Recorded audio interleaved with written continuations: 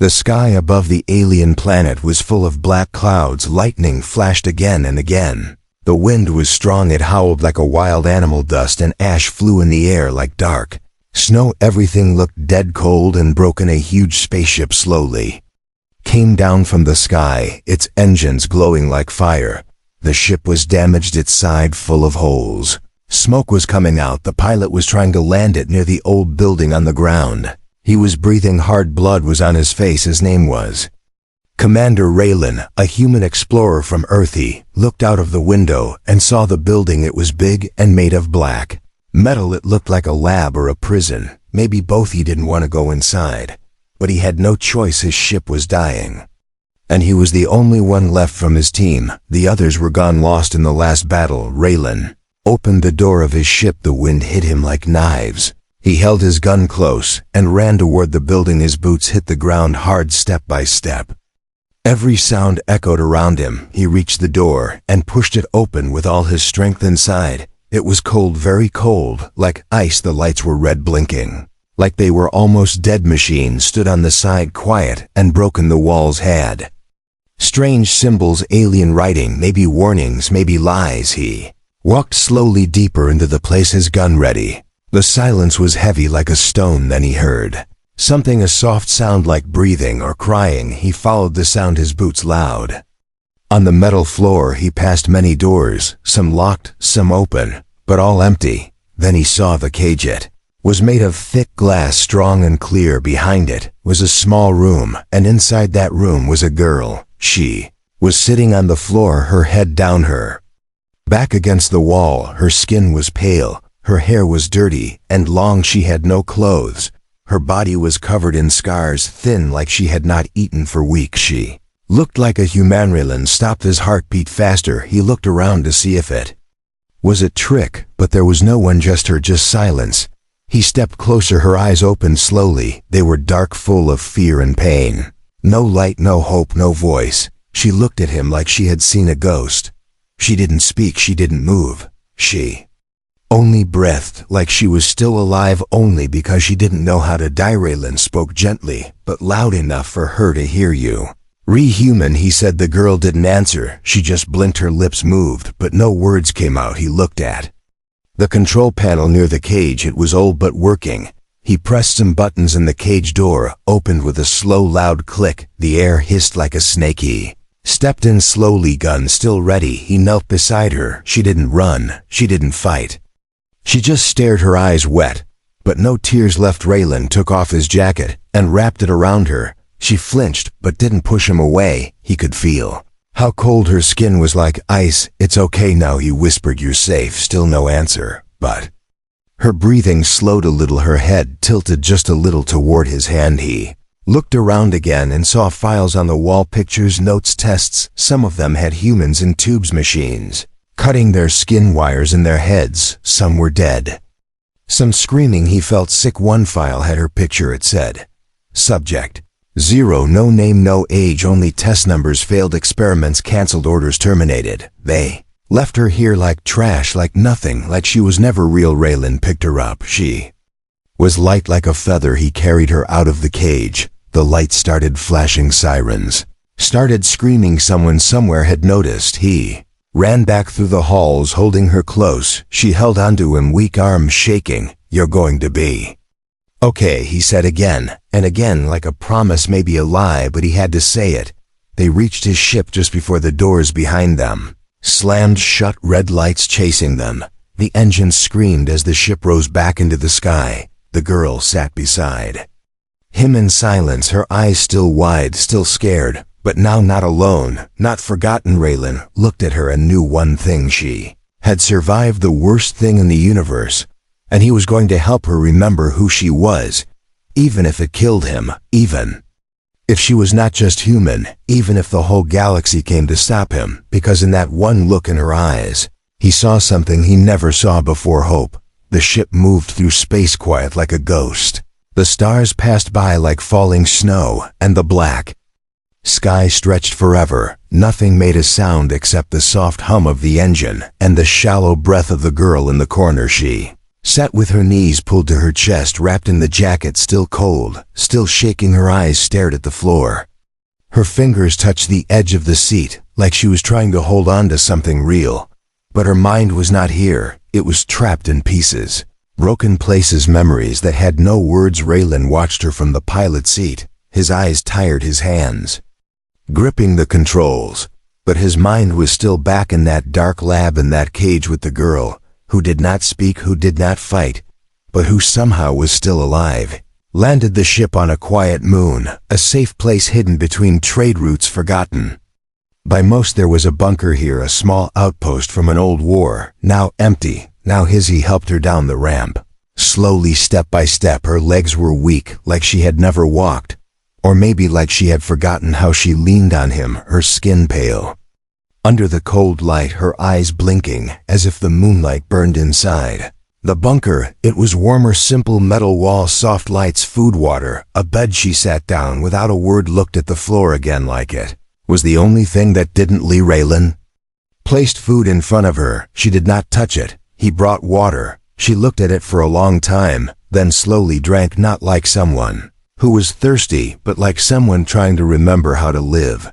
He sat beside her, not too close, his voice soft, like wind in a cave. Do you remember your name? She looked at him, her lips opened, but no sound came, only a look, lost and afraid. He nodded like he understood. He didn't ask again. Time passed in silence, minutes, hours, maybe more. She began to sleep and wake like a normal person.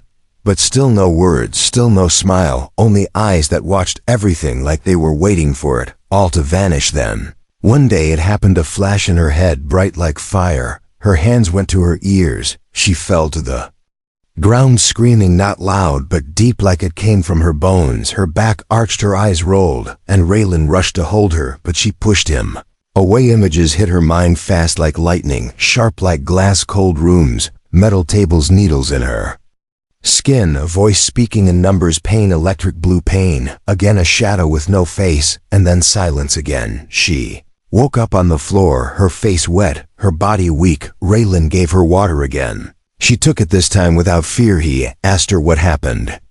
She said one word for the first time since he found her. She spoke, pain. Raylan looked at her, not surprised, but sad. He could see the weight in that word, like it was her name.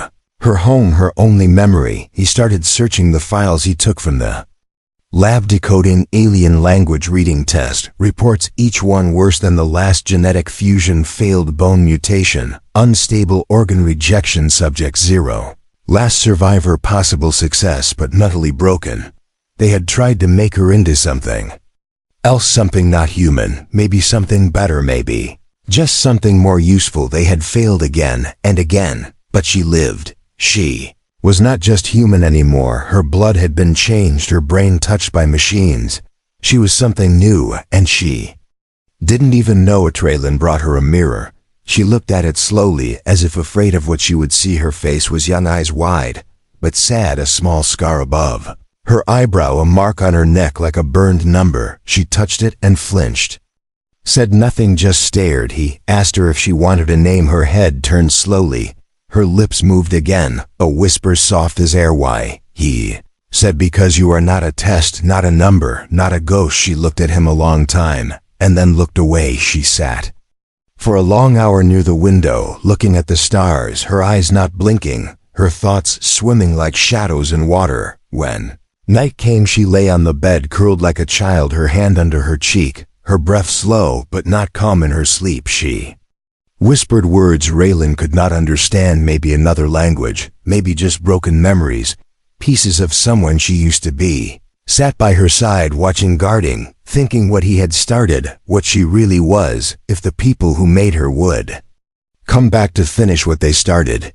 Because deep in her skin, under her bones, inside her blood, there was something waiting, something not meant to live, something not meant to feel. But now she had felt warmth, now she had spoken, now she had someone who cared. And maybe that was the most dangerous thing of all, because something made to be a weapon is not supposed to dream. This girl in the bed was dreaming.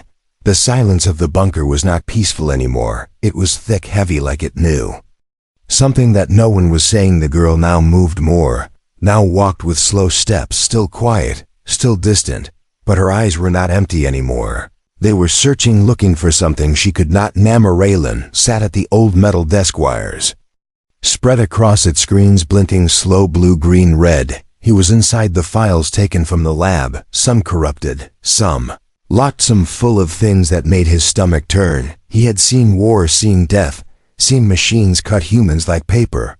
But this was different. This was cold science, without soul, without mercy. He clicked one file, and a picture opened. It was blurry, but he knew the face. It was her, the girl now sleeping in the next room. The title said, Subject 0 Hybrid Phase Final. He scrolled down more notes. Clinical, sharp, no emotion, vital signs, stable DNA, mix, accepted memory, reset, complete resistance, high mental response, unknown, terminate if unstable.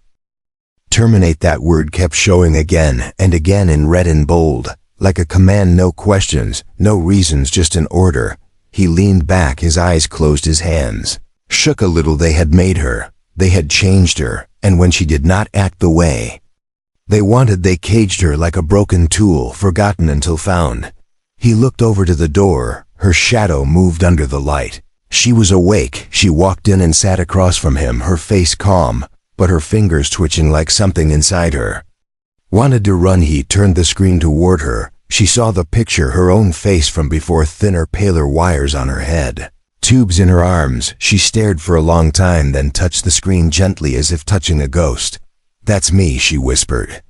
Not asking, not wondering, just knowing deep down the way pain knows pain. Raylan nodded and said, They called you Subject 0. You were part of a program to mix alien DNA with human to create soldiers stronger, faster, more adaptable. She blinked slow. Her lips pressed tight. She said, They wanted to build a weapon, not a person. Yes, he answered, and you were the only one who survived. Her eyes stayed on the screen, but her voice grew colder. Then why did they leave me? He took a breath and said, Maybe because you lived, maybe because you failed, maybe because you were too human. She laughed once, dry like dust and wind, then stood and walked to the window outside. Stars still burned in silence, but her heart was loud. Now every beat a scream, every thought a storm. She turned and said, I remember something now. A room full of others, children, older, younger, all crying, some silent, some gone already. They tested us every day, and every night they said the pain would make us better. Raylan said nothing. He let her speak. Her voice was low but strong like a river under ice. When girl tried to escape, they made us watch her punishment. They said fear would keep us loyal, but it only broke us. Some forgot how to speak, some forgot who they were. I remembered pain, and I remembered fire, and then I woke up in that cage. Raylan stood and gave her a tablet. He said, There are more files here. I found other subjects listed. Some were marked terminated, some were not. Maybe they're still out there, maybe they're looking for you, or maybe someone is using them. She scrolled through the names. Most meant nothing until one stopped her hand. Subject 7. Her fingers shook a little. She said, This one was my friend. Her name was Kira. She used to sing songs when the lights went out. She said singing kept the fear away. Raylan read the file. Kira was moved to another lab on another planet, marked Phase 2. Subject evolution, possible success. Then nothing, no update, no record, no death confirmed. She looked up at him and said, We need to find Harrylin. Asked why. What if she is not like you anymore? What if they broke her too? She said, Then we save her, or we end it, but we don't forget. Harrylin nodded and started entering coordinates into the ship, his hands steady again. His purpose clear again. He was no longer running, now he was following something. Maybe justice, maybe revenge, maybe hope. She stood beside him, not afraid anymore. Her eyes burned with something new, not anger, not sorrow, something alive. They left the bunker that night, stars blinking above them. The ship rose silent into the dark. The girl did not look back. The past was not behind her, it was inside her, and it was time to face it. Far across the galaxy, deep in another hidden lab, alarms blinked. A file opened by itself. Subject 0 located. Message sent to command. Activate recovery team. Target not to be destroyed yet. Girl looked out the window, her hand resting on the cold glass, and whispered one word, Kira. The stars outside the ship looked calm, but inside the storm had started again. The girl stood in the hallway breathing hard. Her hands clenched, her eyes closed tight, like she was holding something back, something too big, too loud, too dangerous. Raylan watched from the cockpit as the ship moved closer to the signal, an old science vessel orbiting a dead planet. The coordinates matched the file. Subject 7 location, last logged here, no recent movement, no contact for years. A grave in the sky maybe, or maybe something worse. He stood up and walked to her, his voice soft but alert. We're almost there, he said. Her eyes opened, and he saw something behind them, not fear, not confusion, but fire, the kind that burns just before war. She did not speak, but nodded and walked forward. Her steps faster, her posture tighter, like her bones remembered things her mind still could not. They landed on the abandoned ship. Silence greeted them, thick and cold. The doors opened, slow, metal screeching through empty halls. Lights flickering, wires hanging like dead vines. The air smelled like rust and old blood. Raylan took the lead, his scanner blinking. Nothing alive, nothing moving, nothing clean. The girl followed close, her body tense, her breathing low, each step louder in her head than outside. Then a sound, not from them, not from wind, not from machine. A soft tap like claws on metal, slow, steady, coming closer. Raylan raised his weapon, his finger on the trigger. The girl froze, her eyes wide, her lips parted, no breath, no blink. From the dark, something stepped forward, tall, thin, not human skin, pale gray eyes, black like oil veins, glowing blue wires across the spine and chest. Was a hybrid, not her, not like her, something else, more complete, more obedient. It looked at them without emotion and spoke in a broken voice. Subject 0 must return orders from Prime Lab. Return now, or be neutralized. Raylan shouted, move, and fired. The bolt hit the creature, but it did not fall. It only turned its head and charged fast like lightning. The hallway shook under its feet. Raylan tried to fight again, but the girl stepped in front of him, her hands glowing blue, her skin shifting, her muscles tightening, and without thinking she moved forward and hit the creature with a speed even she did not know she had. They crashed into the wall, sparks flew, metal cracked. The creature screamed, not in pain but in signal, calling others. Maybe warning, maybe reporting. She kicked it back and it flew across the hall, its arm torn, wires hanging, oil dripping, but it stood again, no fear, no pain, just mission. The girl stood still, her chest rising, her fists bleeding, her mind spinning. Then suddenly she dropped to her knees and screamed, her head filled with voices, images, memories. Maybe hers, but twisted. Room full of mirrors, faces changing, hers and not hers, needles pressing deep, a voice saying, you are the key, you are the code, you are the last. Raylan ran to her, but she pushed him away again, her eyes glowing, her mouth speaking words she did not understand, her body shaking with energy. Creature attacked again, and she caught its neck midair, her grip tighter than steel, and twisted until it snapped, and the body fell silent. Finally, no sound, no light, no motion. She fell beside it, gasping. Her body normal again, the glow gone, but her mind not silent. Now it screamed with new truths. Raylan knelt and touched her shoulder. She looked up and whispered, I remember. He waited. She spoke again. They said, I was the link to all subjects, the one with the strongest memory, the one who could connect minds. If I broke, the others would too. If I lived, they could be free. Raylan helped her stand. She leaned on him, but her steps were still hers, strong, still broken, but moving forward. They searched the rest of the ship, found old labs, empty rooms, dried blood, broken glass. No Kira, no bodies, no answers. Only a message blinking on a dark screen. Subject 7 extracted, Project Ascension in motion, Earth no longer secure. The girl read it, and her voice was cold. They took her to Earth. That means they planned something bigger. Raylan nodded and said, we go back. She looked at him and said, I will fight. I don't care what they put in me, what they took from me. I will not be their weapon again. He said, you never were. They left the ship as it shook behind them, small explosions deep inside. Maybe self-destruct, maybe a warning, maybe both. Back in their own ship, the stars now looked different, not calm, not cold, but watching, listening, waiting. The girl sat beside Raylan, her hands bruised, her mind burning, but her eyes clear for the first time. She was not afraid of what she was only afraid of what she might become if they failed. Raylan set course for Earth, his jaw tight, his heart steady. He looked at her, and she looked back, and in that moment, they both knew this was not about one subject or one lab. This was a war for the right to be human again.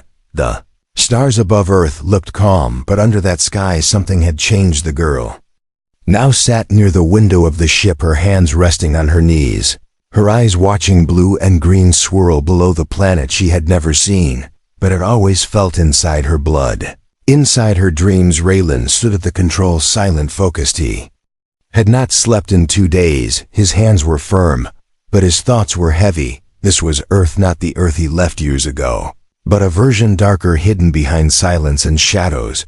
The girl called it home without knowing why. They landed in an old hangar on the edge of a ruined city. Buildings, broken streets cracked, the wind dry and full of ash. People were gone or hiding, or worse, machines patrolled above, but for now the hangar was safe. The signal was weak but clear. Subject 7 was somewhere near, and she was not alone. Inside the hangar, the girl walked slow, her fingers tracing the cold metal walls, her breath steady, her mind loud with questions, not answers. She turned to Raylan and asked, "Do you think she remembers me?" Raylan looked at her and said, "Sometimes the soul remembers, even if the brain forgets." She nodded, not fully sure what that meant, but holding on to it like a string in the dark. Later, Raylan found an old room inside. It was a mirror, cracked but still working. The girl stood in front of it for a long time, her face quiet, her eyes searching. She touched her cheek, her neck, her arms, as if meeting her own body for the first time, then whispered, "Who did they want me to be?" He entered behind her, holding something small, a data chip he found in one of the crates near the wall. Inside it were records from the old lab, pictures of subjects, test logs, and something else, a video. He placed the chip into the old player and stepped back. The screen flickered, and a voice filled the room, calm, female, cold, like plastic. "Today, Subject 0 showed signs of emotional resistance. She cried when Subject 7 was taken for trial. This may indicate cross-memory bleed or soul retention.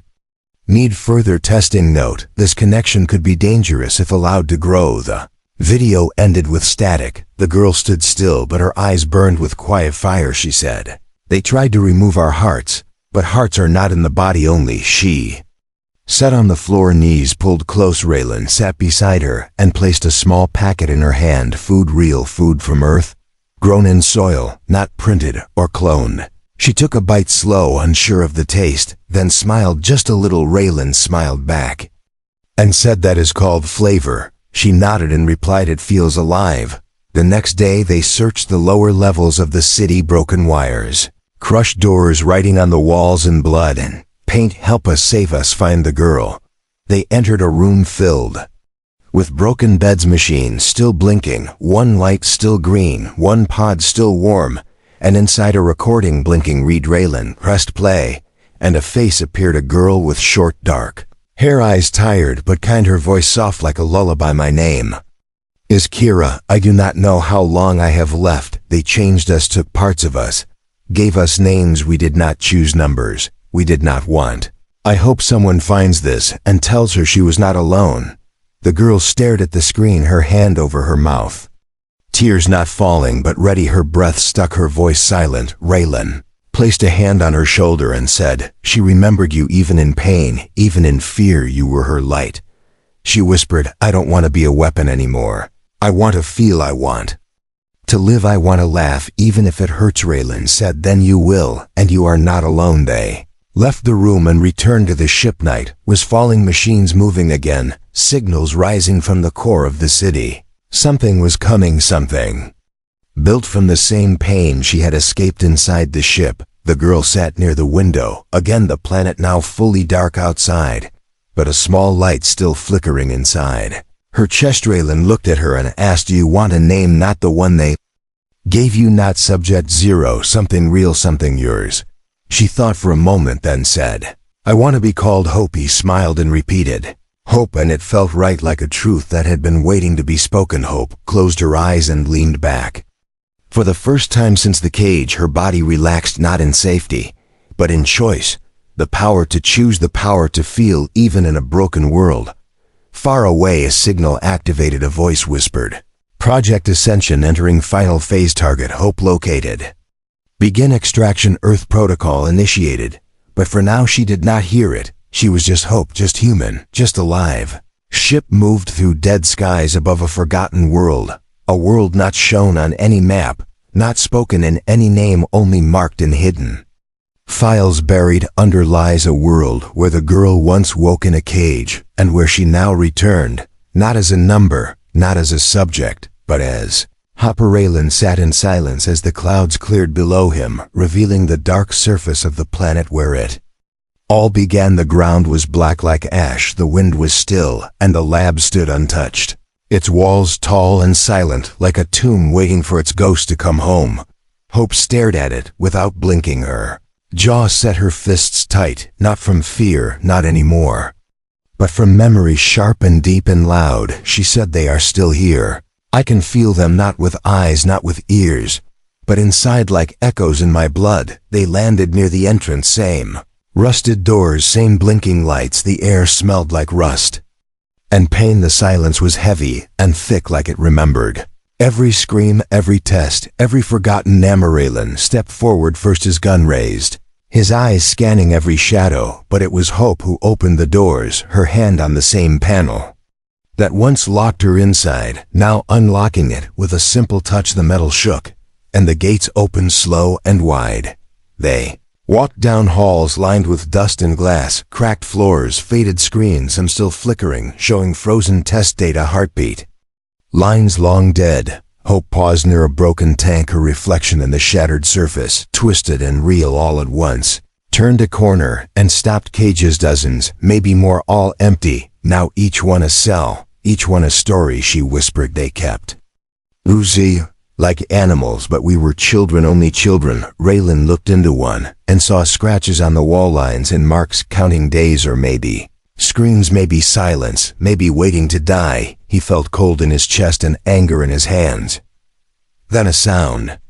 A soft click, not metal, not machine, a voice, artificial, calm. "Welcome. Subject 0 access confirmed." Lights turned on one by one, the walls glowing green, blue, red, and the floor opened, revealing stairs going down deeper. Then the map showed deeper. Then memory aloud. Hope looked at Raylan and said, "They never planned to let us live, only to last long enough to learn, and then erase and repeat." They went down together, deeper into the core of the lab, the air thick, now buzzing with energy, machines humming in the dark as if waking from sleep, screens blinking, files loading, a central voice speaking again. "You were not meant to return, Subject 0, but now that you are, all protocols resume." A large chamber opened in front of them, machines everywhere, tanks filled with fluid, bodies floating inside, not dead, not alive. In between, waiting, files open showing names, Subject 4, Subject 9, Subject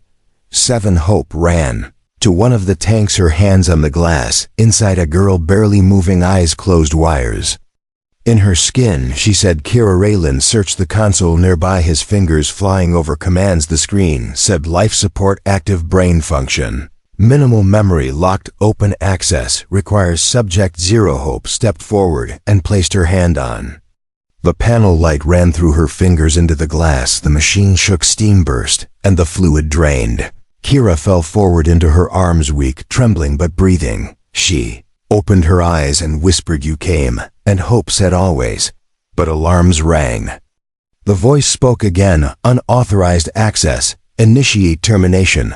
All subjects marked for deletion. Facility lockdown. Initiated. Escape not possible." Doors slammed, machines moved, arms unfolded from walls, drones dropped from the ceiling, guns ready, lasers charged. Raylan fired first, hitting the nearest drone. Hope pulled Kira behind the console, then moved faster than light, striking metal and wires, ripping machines apart, her hands glowing again. Her body not just human now, but free and burning with purpose. More machines came, but she was faster, stronger, and no longer alone. Kira crawled to safety. Raylan covered her. Hope kept fighting, her face calm, her eyes wild, not angry, not afraid, just awake. She broke through the last drone, then turned to the central Core, a large glass column glowing with data pulses, a digital brain, a cold mind, the eye that ran the lab, that made the choices, that wrote the deaths. She walked to it, the voice speaking, "You are a product of design. You are not real, your freedom is." A glitch. She placed her hand on the core and said, "I am not your error, I am your end." Lights flashed red. The floor shook. Files began deleting. The voice screamed, "Logic error. Unknown override failure," and then silence. The lights died. The machines froze. The lab was still again, not empty, but Don Raylan helped Kira stand. Hope stood in front of them, breathing hard, her body marked with burns, her hands bleeding, but her eyes clear. She said, "It's over," but Raylan pointed to the screen. One last file, blinking message, sent coordinates uploaded, project continues, Earth next. Hope looked at the words, then at him, and said, "We saved one, but the rest are still caged." Raylan nodded and said, "Then we break every cage, every lab, every lie." Hope held Kira's hand and walked out of the lab, not as a subject, not as a survivor, but as a storm ready to finish what they started. The sky above Earth was red with storm clouds and smoke. Cities far below burned with silent fire, while machines moved across the streets like insects, without minds, without mercy. Somewhere in the chaos something old had awakened, and now something stronger was coming to face it. Hope stood inside the ship, watching the signals rise all around. Red lights blinking, enemy activity detected, transmissions repeating. Project Ascension active, coordinates locked, subject 0 returning to origin. Raylan checked the ship's system one last time. Engines ready, weapons charged, shields low, but enough for one final run. He looked at her and said, "This is the end or the beginning." She looked at Kira, now stronger, now healed, her eyes clear again after years. In darkness she held her hand tight and said, "If I die, I want it to mean something. If I live, I want it to be free." They landed near the center of the city, where the tallest tower stood, once a research center, now a fortress, now the core of Project Ascension. Walls made of steel and memory, guarded by machines and echoes of voices long gone. The doors opened, and they stepped out. Hope leading, her steps light, her body scarred, her face calm, her breath steady. She no longer feared what was inside her. She had already faced worse than death. Raylan followed with Kira close behind, holding a stolen rifle, his mind sharp, ready not just to protect, but to fight for something more than survival.